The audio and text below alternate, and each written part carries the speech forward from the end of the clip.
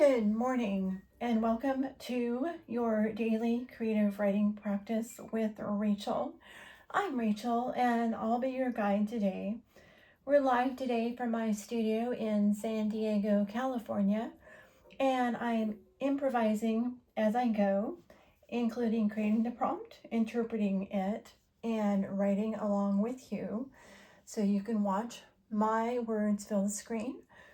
If you're ready, go ahead and grab your favorite writing device, pen and paper, a journal, your computer, your phone, whatever works for you. Today's prompt is called This or That. And a this or that prompt can be interpreted in many different ways, but we're going to start it like this. Let's make a column for this and a column for that. And I'm going to start by choosing a word from my Scrabble dictionary. I'm going to open it up. Whoops. Let's get that corrected there. Okay, there we go. I'm going to open it up here. You can see I'm on the K page and I'm going to choose a word. And the word I've landed on today is the word kite. So we're going to start with the word kite. So we're going to use kite for the this, and for the that, we're going to change the word kite. We can do bite, we can do sight, we can do might, we could do fight, we could do right. You get the idea. So we're going to start with kite, and then we're going to do this or that. So when you are working on your prompt, let me give you some ideas here. Let's say you want to do a creative writing prompt. Let's say you want to write about a story about a kite. And maybe it's a story of someone who buys a kite. And inside the kite, they find something surprising. And whatever is in it, which you can talk about in the story, is something that they know is not right. And they have to figure out the reason why. You could also choose another word. You could write a story about someone who gets a spider bite and how that turns them into a different type of mite. And this makes them want to fight because they want to make things right. You could also do a personal journaling direction. And let's say in that direction, you decide that you want to write about a time that you flew a kite.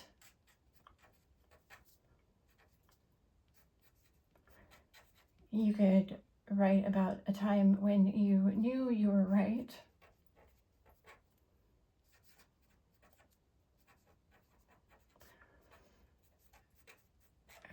You can write about a time when you got in a fight.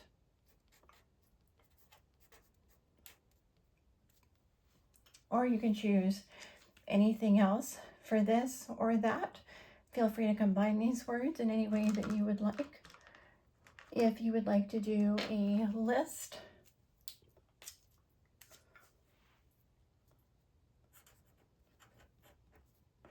you can make a list of words that are associated with the kite. For example, the parts. You could do a list of words that rhyme with kite, including words like fight and right.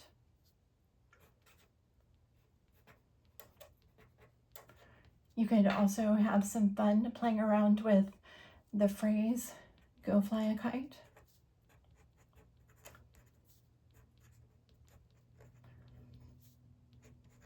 You could think about what does that mean and what are some other ways to express that.